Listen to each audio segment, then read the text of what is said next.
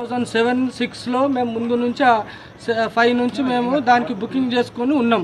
10,000, 11,000 తర్వాత ఇది అనేసి తర్వాత మంత్లీ 600-700 అనుకుంటా మేము కట్టుకుంటూ వచ్చినాం. ఎందుకు పేదవాళ్ళకు మంత్లీ ఇన్స్టాల్మెంట్ బయట మీరు 3,000 కట్టుకోలేరు, ఇక్కడైతే మీరు 600 కట్టుకొని హ్యాపీగా ఉండగలరు అనుకొని ఇచ్చింది.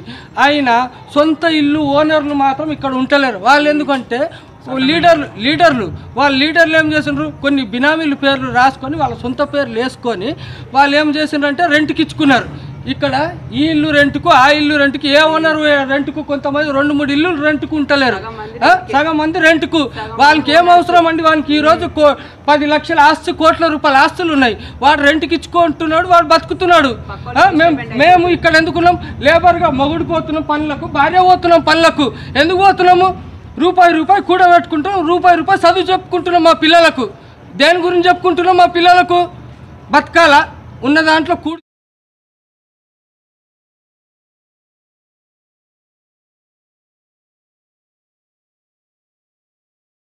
బస్తీలో కాల్ చేసుకొని పీక్కొని ఉన్నది 10,000, 50,000, లక్షలు తెంగుతున్నారు.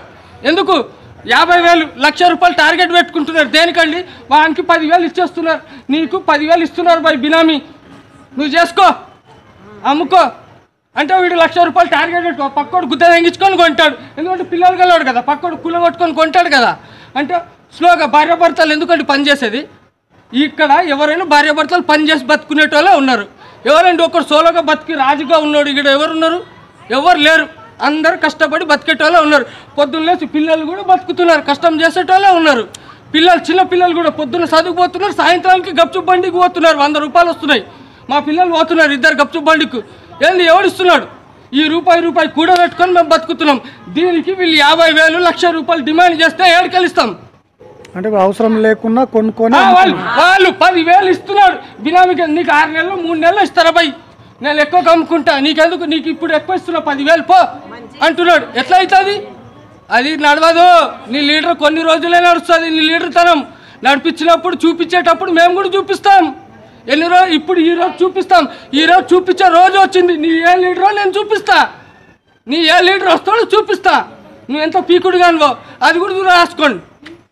ఇది అన్యాయం అండి. ఇప్పుడు ఎందుకంటే కష్టపడి ఇప్పుడు వీళ్ళు బతికేటోళ్ళు, మేము కూడా బతికేటోళ్ళం. మా సొంత ఇల్లులు మేము 7-8 సంవత్సరాల నుంచి బతుకుతున్నాం.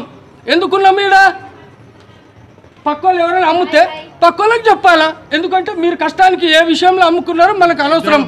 నువ్వు వానికి బినామీగా 10,000 ఇచ్చి 5,000 ఇచ్చి నేను కొనుక్కున్నా అంటే ఈ రిజిస్ట్రేషన్ వైజ్గా నడుస్తుందా, రిజిస్ట్రేషన్ చేయాలా. దీనికి నువ్వు నోటరీ చేస్తే నడుస్తుందా, నోటరీ చేస్తే నడవదు. ఏ లీడర్ అయితే ఉంది, ఎవరైతే ఉంది, నోటరీ నడవదు, రిజిస్ట్రేషన్ నడవాలా. నువ్వు రిజిస్ట్రేషన్ ప్రకారంగా చూపి నేను కోర్టుకు పోతా. ఏంటి రిజిస్ట్రేషన్ ప్రకారంగా చూపించండి, నేను కోర్టుకు పోతా. ఎట్లా అమ్ముతాడు, ఇది పేదవాళ్ళకి ఎందుకు ఇచ్చిండు, ఇది 1,10,000కి 27 గజాలు ఎందుకు ఇచ్చిండండి, ఇది బతుకుతారు అని మంత్లీ ఇన్స్టాల్మెంట్లకి ఇచ్చిండు. ఎందుకు ఇచ్చిండు, నీకు ఒకటేసారి కట్టమని ఇచ్చిండా. ఫస్ట్ 1,000 రూపాయలు కట్టినాం మేము, తర్వాత 10,000 కట్టాం, తర్వాత 11,000 కట్టాం, తర్వాత 20,000 కట్టాం. తర్వాత మేము కట్టలేను, నల్ల బిల్లు కట్టలేకపోతున్నాం. ఈడ 250 రూపాయలు ఈ రోజుకి 5 సంవత్సరాల నుంచి పెండింగ్ పడ్డది మా నల్ల బిల్లు.